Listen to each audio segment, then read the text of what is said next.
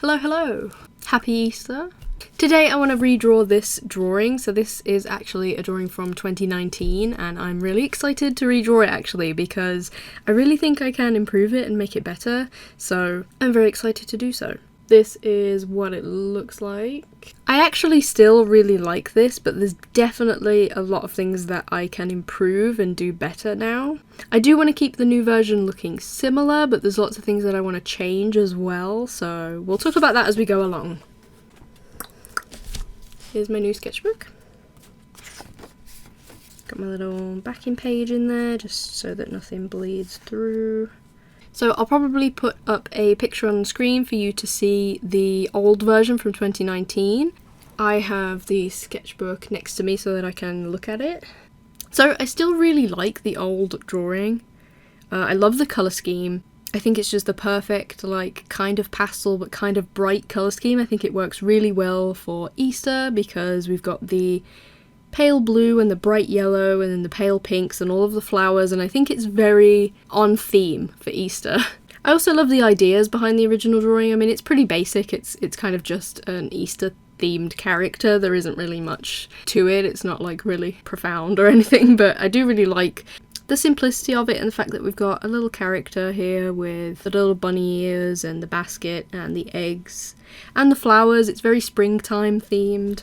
I also really love the hair in the old drawing, especially the shading of it. I just think that it's the perfect colour combination. I really love that pale pink shaded with a kind of purpley tone, and so that's something that I definitely want to try and recreate this year. I also just love all the tiny little details around the character, like the little sparkles and the eggs and the flowers.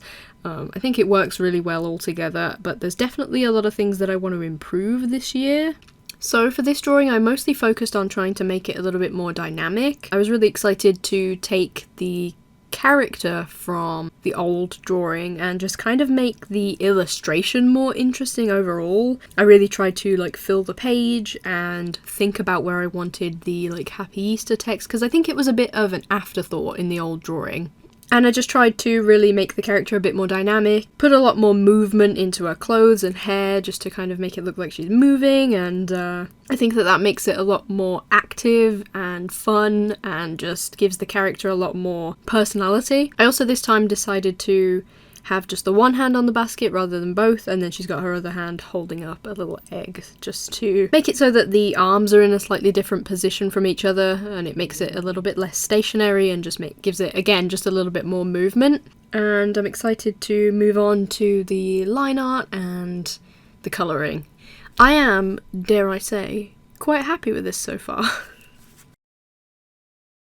I'm going to try and take my time with the line art. Something I've really been trying to do more and more as I practice my art is put more focus into the line art. It is, in my opinion, one of the least fun parts of drawing because you've already drawn the image and you haven't coloured it yet. It's just that in-between stage where you've got to like trace over the lines. But there is a lot of interest that you can put into the line art and it can like make or break an image. So I've really been trying to focus more on the line art and really think about where I'm placing the lines, make it very deliberate and add like line weight and just really think about it and make sure that all of my decisions are really deliberate and actually make the image better. So that's something that I've been trying to focus on a little bit more lately. For the line art, I decided to keep the amount of colours that I was using for the line art to a minimum. I didn't want to use every single colour, but when thinking about like how to do the hair, I decided to outline the hair in purple even though the hair is going to be pink. It doesn't really matter what colours you use for the outlines. It can have an effect on the image, and sometimes I like to choose whatever colour it's going to be coloured with.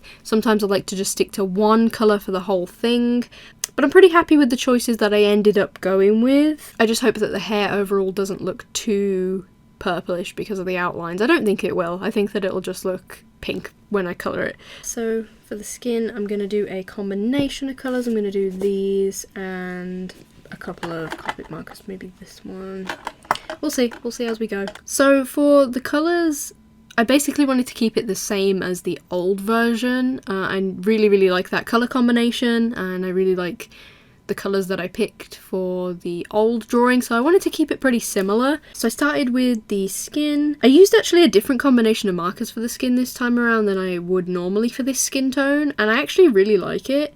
I used a couple of my newer markers, which my last video was actually me trying out those markers for the first time, so if you're interested I'll leave a link to that somewhere. But I actually really like the tone that the skin came out as. I'll have to use that combination of markers again. I do actually think that the skin looks way better this time around than in the old drawing. I just think it looks really kind of muddy and not good in the old one.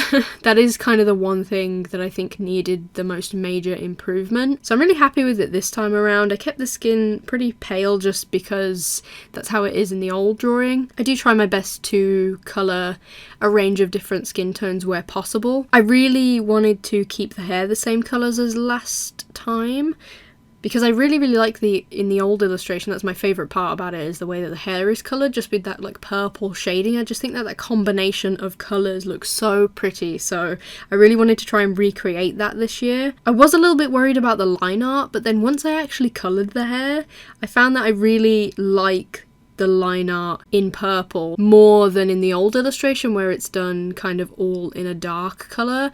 And I actually really prefer the purple, so I'm really glad that that worked out. And I tried to use those purple tones again to colour the darkest sections, and then just did my usual hair colouring style, just kind of like a gradient along each strand of hair.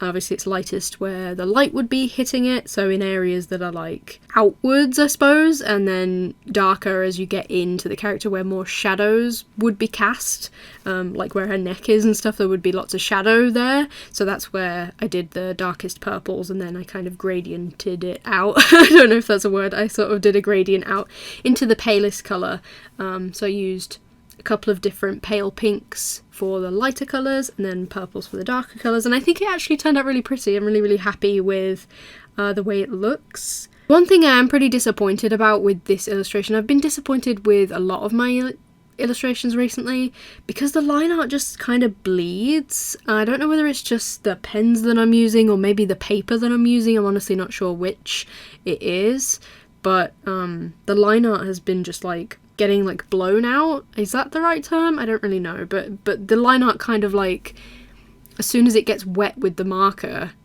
which is difficult to avoid, I try to stay in the lines as best as possible, but sometimes you kind of swipe over a line and it's just making the line art bleed, and I'm really disappointed about that, but I'm not sure exactly what to do to fix it. So if you have any solutions to that, let me know. Yeah, just let me know if you know of any like good outlining pens, or if you happen to know like some good paper for markers or something.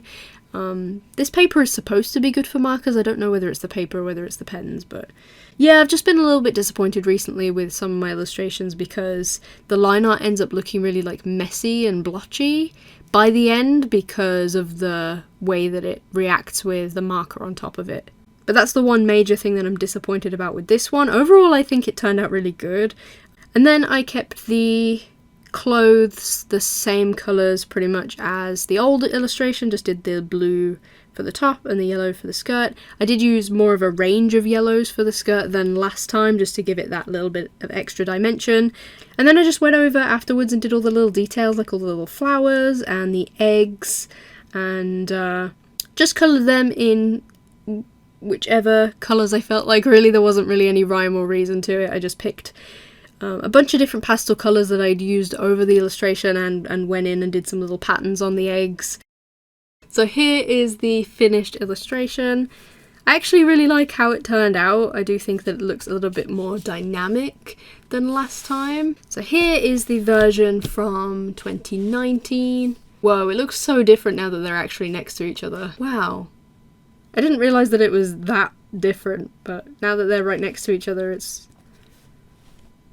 so different. So here is a comparison of the 2 years. The new one definitely looks more pastel overall. I think that the colourful line art makes all the difference. So this is just one line art colour in like a dark brown that's over the entire thing. And here I used a range of colours, so I did like a dark brown for the outline of where her skin is, and then did a purple for the hair, a blue for the shirt, and like an orange for the yellow skirt. And I think it makes all the difference, honestly. This looks so much more pastel coloured overall than this one does. The line art definitely darkens this one up a lot. So I'm really happy that this one looks a lot brighter. And also the other major difference is just how dynamic this one is in comparison, which was something that I went into this illustration trying to do. This one is very stationary. She's standing very still and stiff and just kind of, yeah, just kind of standing, whereas this one I feel like has a lot more movement and life to it, which is exactly what I wanted to portray. So I'm actually super proud of this. I feel like this is one of my favourite recent drawings, which I'm really happy about because I love using pastel colours and doing bright, like, colourful springtime themed things. Obviously I love doing lots and lots of other stuff too, but this is definitely my favourite. I'm gonna add some little blushies to the cheeks actually. There we go. I could mess with it forever probably, but there we go. So yeah, that's it for this video. If you liked it, then maybe consider just, you know, giving the subscribe button a little push. It's up to you, no pressure. And engagement really helps my channel, so if you feel so inclined, maybe hit like and leave a little comment and let me know if you like Easter or what your favourite holiday is. I really love Easter, and I was really excited to make this video, so comment and let me know, and that's it for today. I'll see you in the next one. Take care.